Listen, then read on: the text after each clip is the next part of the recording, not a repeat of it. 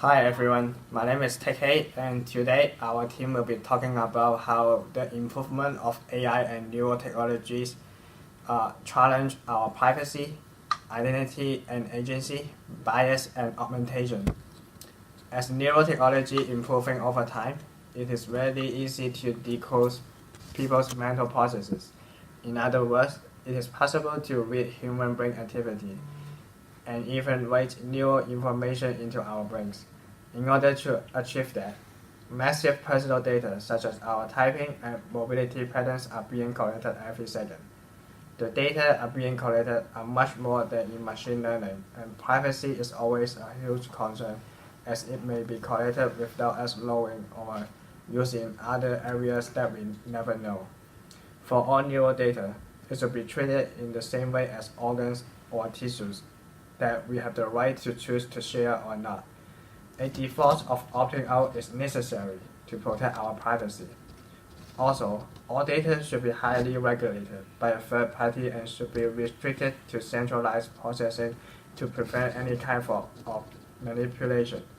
All neural data should be allowed to be tracked and audited so we will know what our data are being used for. And next, Henry will be talking about agency and identity. My name is Shi Peng, and I'll be talking about identity. So people receive deep brain stimulation through electrodes implanted in their brains, and as has been reported, feeling an altered sense of agency and identity. Neurotechnologies could clearly disrupt people's sense of identity and agency, and shake core assumptions about the nature of the self and the personal responsibility, such as legal or moral. People could end up behaving in ways that they struggle to claim as their own. As neurotechnologies develop, corporations, governments, and others start striving to endow people with new capabilities, individual identity, such as our bodily and mentally integrity and agency, which is our ability to choose our actions, and they must be protected as basic human rights. Declarations must also protect people's rights to be educated about the possible cognitive and emotional effects of neurotechnologies. Currently, consent forms typically focus only on the physical risk of surgery rather than the possible effects of a device on mood, personality, or sense of self. Now I'm going to introduce Li Qi to talk about augmentation.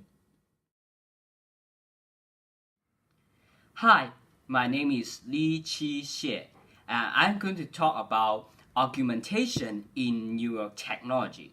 So first of all, the development of neurotechnology has been improved very fast recently in many different kinds of industry. Using neurotechnology can help people to improve their endurance, sensory, and mental capacity. But it also has raised new issues of inequality of access neurotechnology. For example, some people have access to neurotechnology while other people do not, which is unfair.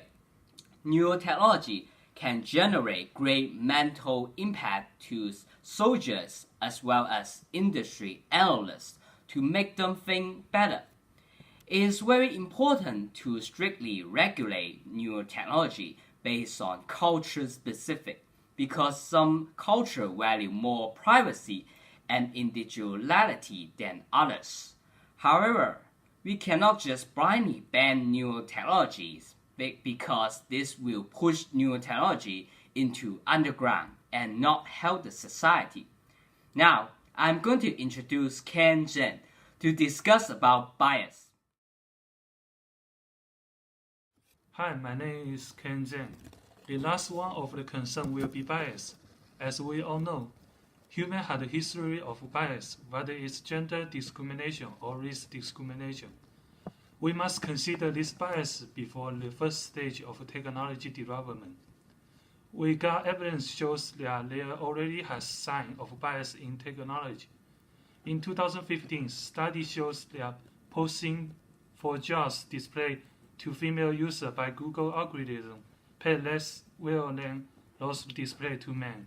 Similarly, public investigation revealed that last year algorithm used by U.S. law enforcement agency wrongfully predict their blood defenders are more likely to offend than white defenders with similar criminal records. Such biases are already exist in our life. It must end before this technology finishes. In the article, researchers have already discussed this bias and they allocate their countermeasures to compare bias become the norm for machine learning.